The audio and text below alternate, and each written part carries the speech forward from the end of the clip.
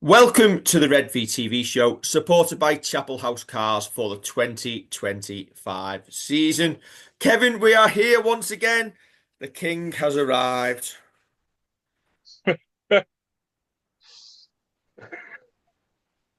This Whopper Welcome back, King. is so good. Well, I'll take your word for that. It's free Whopper Day. Or is it? It's free Whopper Day. And if you tuned into this, you get two at once. What more can you want? Yeah, Doesn't can't show for argue with that. pounds, Willis. There we go. Yeah, there you go. Yeah, keep going on. Yeah, don't worry about it.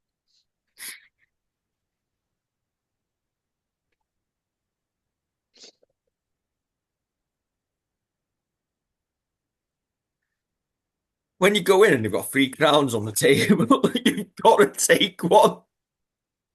Have you? Have you? Have you got to take one? Yes, Yeah. Kevin, you have. Okay. I suppose if it fits your head, then fair enough. Well, I did have to adjust it. For some reason, it seems to have been made to fit a kid's head. I honestly wonder why I couldn't think of why that would be the case. You can tell I'm stalling here while I get the graphics up properly. It's not big time, yeah, yeah. But so, what did you have while you were there? Just a Whopper. Yeah, it was free. I wasn't buying anything.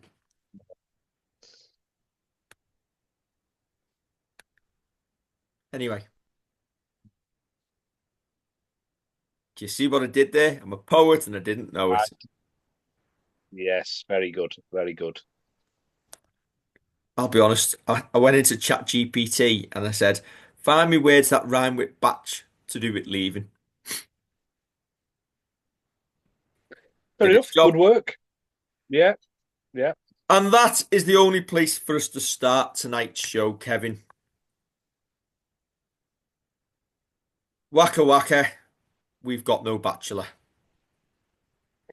Are you going to give the credit to our Nope, mate who nope, sent us that? absolutely not. No. All our own work.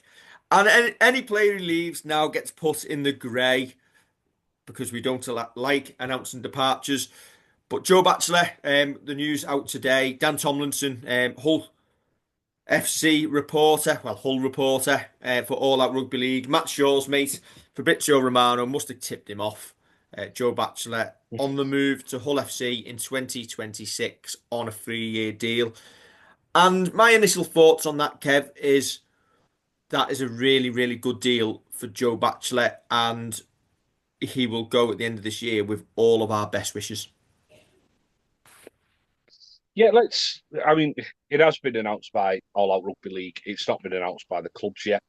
Um, I've no reason to think that they've necessarily got this one wrong, though. As you Especially when say, it's with it's a such great. certainty. Yeah, yeah, exactly right. Um, but taking it as right, as you say, it's a great deal for Batch. Batch is a great lad, proper nice fella. He's obviously come from the championship for us, done a great job. But with him turning 31 at the end of this year, or to be 30, turning 31 again, and referred to as um, as potentially getting on a little bit in terms of your career, I wish I was at that stage. Um, Getting a 3-year deal anywhere is a great move. Something that you probably can't turn down at all. Um, I've seen the social media reaction with regards to it, which is mixed, certainly mixed. But as you say, he'd go with our best wishes because he has been great for us. I don't think people look at it with a rational head. They're judging it on the Joe Batchelor, age 27, 28, where he was fantastic for us, really great player. And if we had an option for 12 months on him, would you take it? Well, we discussed, I think, pre-season, didn't we, in his preview show, basically saying we had a decision to make this year. Would I have been against another 12 months? Maybe, maybe not. I think the jury's still out at this moment in time. But obviously, with him out of contract at the end of the year, he's had opportunity to probably look around for his options And I'd imagine probably with the club's best wishes, obviously, because they want to look after players who've served us so well. Maybe said to Joe, see what's out there, come back to us, speak to us. And if Joe Batchelor said, listen, I've been offered 3 years at Hull FC, the club will have probably gone, do you know what? We're not going to match that. And I think rightly so. I think if we had announced today that we'd offered a 31-year-old Joe Batchelor at the start of next season a 3-year deal, I would be concerned, especially given what we've seen over the last maybe 1 or 2 years, where we've got to a point where we've kept players too long, and the side, as we spoke about last season, seems to have aged together a little bit. And I think the Yeah, question I'm going to ask you here is: this the club getting better at turning the squad over and letting players leave potentially at the right time? yeah. Looking at the business decision rather than the sentiment, probably so. And we might get a couple of them wrong. Might get one or two of them wrong by a year or two. But I think the thing with this one is it's a 3-year deal being reported. Our mentions, our Facebook page, the Saints groups that you'll see across social media have all kind of lamented the fact that we've given older players long deals. Unfortunately, you can't just do that. You can't pick and choose who you do that with unless they are an absolute generational talent. And I'm gonna include James Roby in that if they do. Giving him a 3-year deal at 34, I don't think any of us would have batted an eyelid, would we? Um, but I think it does feel like the club are looking more at how should we do this properly. As you say, rightly for the club in not offering long deals to players who will be 31 at the end of the season and going into next season, but also being able to say to the likes of Joe or anyone else who's off contract, if you can go and get yourself a better deal, go go and see what's out there and secure your future. Because I think you're right with the likes of quite a few of the lads who are coming off contract. There might have been a 12 months there, maybe a push at 2 years, but I don't think there'd be a 3-year deal for someone um, who is going to be 31 at that age anymore. I think we've kind of learned the lesson that maybe a 1+1 or a 2+1 would be the ideal way forward for your players who are probably round about the peak and maybe just going over the other side of that peak. Especially given that I think it's we're in a fair agreement that Joe Batch wasn't great in 2024, and we know there's mitigating circumstances. We heard that he played with an injury for quite a lot of the year, but the jury is still out in 2025, although we did have a decent game on Saturday. And you know what? We hope that Joe has a fantastic 2025 for us and finishes his Saints career in style. He may well go on in 2026 and have a great season for Hull. But the question is, and the only time you'll find out whether we got this decision wrong is if Joe Batch is still performing at Saints level in 2028, which is what we would have had to extend it to. Yeah, yeah, I think you're right there. Um, it's one of those that people might see him have a couple of good games next year and be like, "Yeah, we've made the wrong decision." Now we're going to have to gamble on bringing someone in. I don't think there's anyone in the academy who you think is ready to go into that role. Um, so we're going to have to gamble to bring someone in here, and it might not be someone who hits the ground running straight away. So I make you right on that point. I think another point that I want to make is that you get quite a few people saying, "Oh, we're doing this for money reasons." If we're letting Joe Batchelor go for money reasons, we're not extending Matty Lees, we're not extending Harry Robertson, Noah Stevens, George Delaney, Owen Dagnall, George Whitby for the amount of time we've extended their deals for. It's a salary cap sport. I'm sick of saying it, but I will keep saying it. It's a salary cap sport. It's not fancy rugby. You can't keep everyone. And you know what?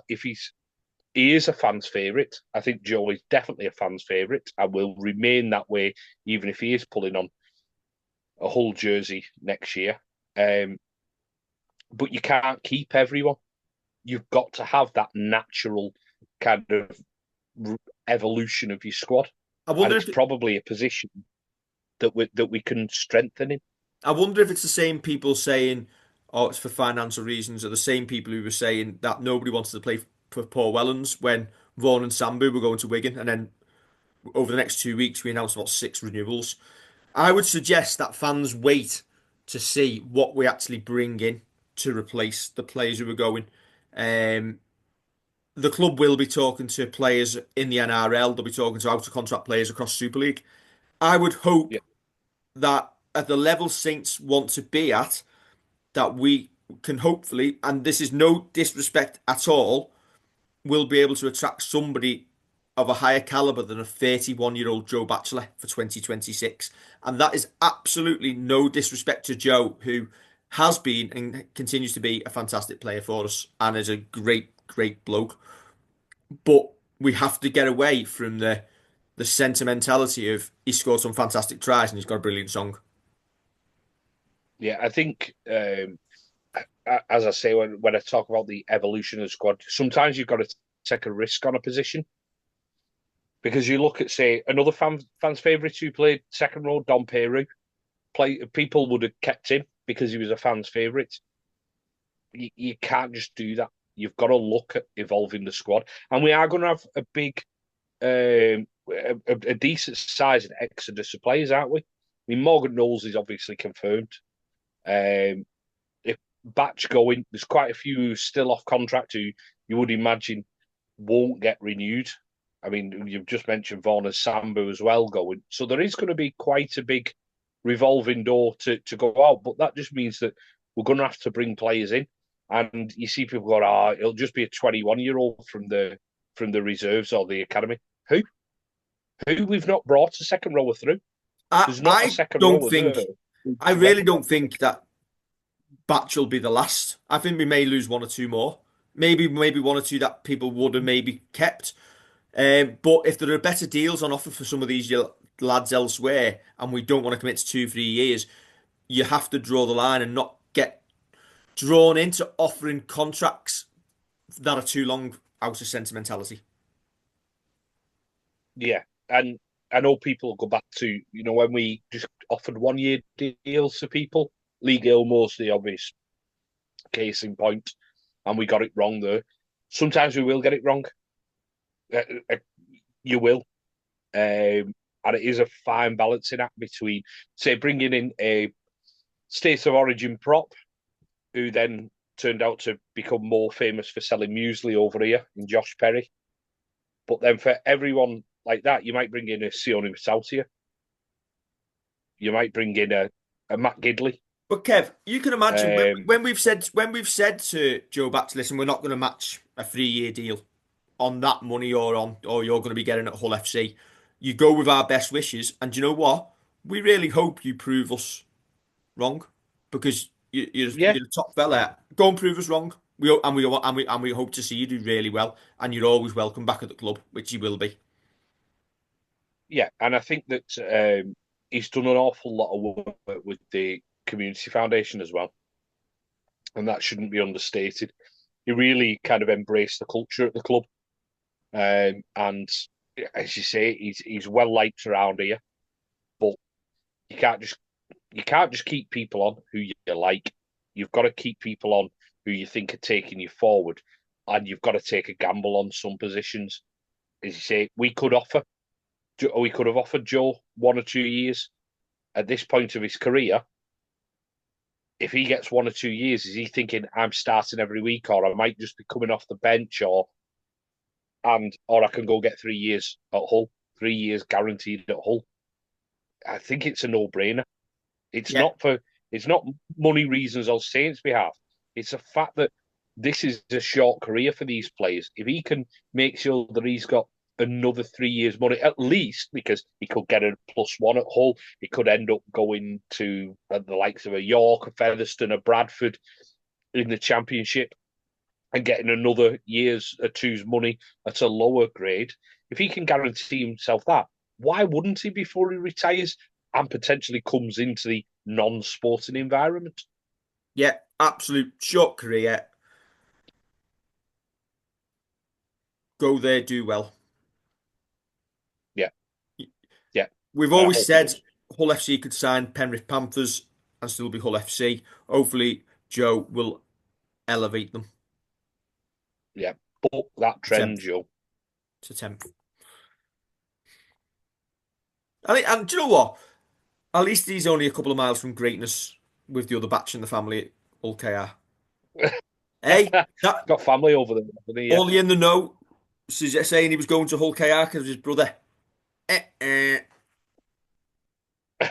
Anyway, squad news, Kevin, this week.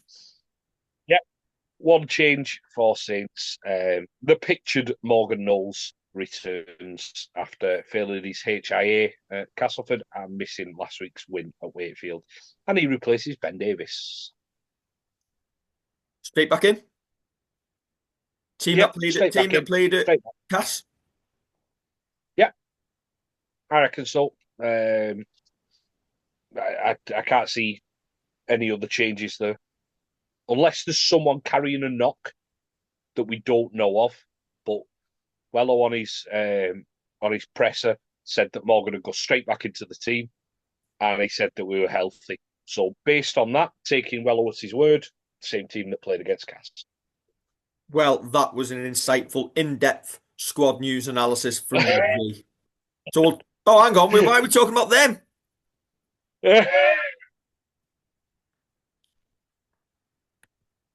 Somebody's messed the graphics up.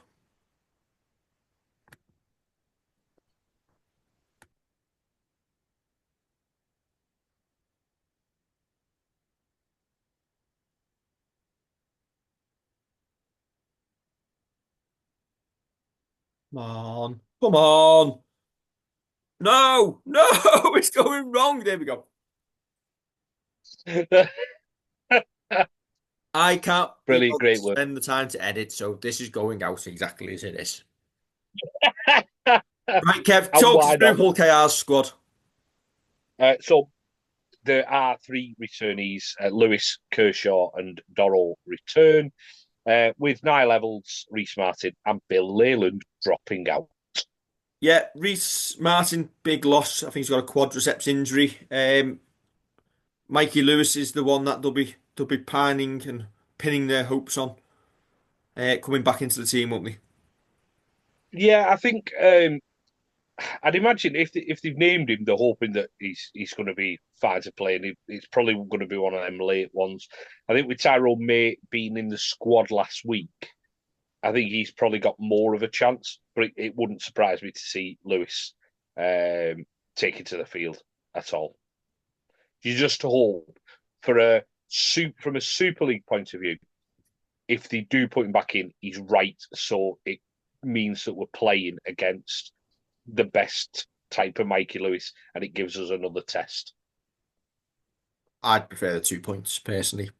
Um, but And that's why I said from a Super League point of view. all I right, didn't say from a point of view. have Hull KR lived up to expectations so far in 2025? I think what other teams tend to do is they see you as a bit more of a scalp and may raise their game. Um, they've obviously had injury issues, but kind of come through them. Um, I think because of the way our season's gone, and we're obviously going to compare them to us, our season's kind of gone.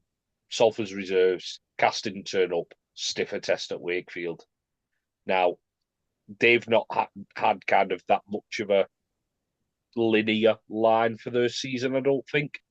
Um, I don't think they quite hit the straps yet, but there's probably reasons around that. Whereas we've been allowed to be settled, and it kind of proves last year that if we'd have had a settled team, we might have had half a chance of doing a bit better, even just finishing a place or two higher in the table. I think this is kind of the case in point that because they've been missing players here and there, and had injuries and what have you, they've not quite hit the stride just yet. Yeah. Golden Point victory over Castleford, a 2 point victory away at Wakefield, and well, Salford battered them.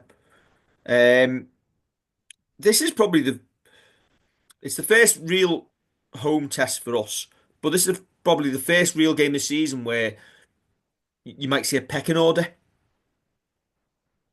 start Possibly, appearing yeah. of where both teams stand this year. Um, we've probably won the games we expected to win. Um, both unbeaten, and if we obviously, is it too early to say this could be a little bit of a 4 pointer? I think so at the minute because I think because we're so early in the season and you saw what kind of happened to us last year. Um, I wouldn't necessarily go that far. I'd probably be thinking that that'd be the case if we were 20 rounds in, maybe, but not going into round four. Well, Um, Kev, that said, it that points difference we've got, we're currently 142. Theirs is 45. So we're 97 better off in the points. You get a 10 point victory here. All of a sudden, your points difference is about 120 better. You're 2 points ahead of them in the table. It's essentially a two-game swing. Yeah, oh, yeah, I get that point, but I also I've still got those reoccurring nightmares from last year where we just fell off the edge of a cliff. So I'm not going to get carried away with 4 pointers and the likes. Even for and not on about our game, the Cast Salford game that's going on this weekend as well. Well, if it goes ahead and all that, I wouldn't even get carried away with 4 pointers there either. Not this early in the season. Predictions?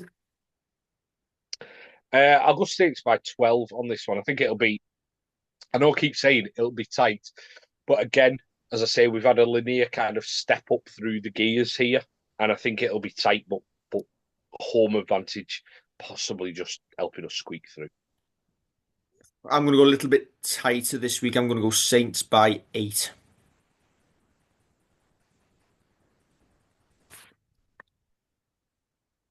Good. Is there anything else you would like to discuss with the King? No, no, I'm fine. I'm fine for now. This would do wonders on your head. It'd hide this lack of a hairline, yeah. Welcome to Good Burger, home of the Good Burger. May I take your order, please? One for the dads. You've never seen Good Burger Nope. with I've Keenan never and heard of Good Keenan and Burger. Kel. Nope. You're older than me. This is true. Don't forget to like, share, and subscribe.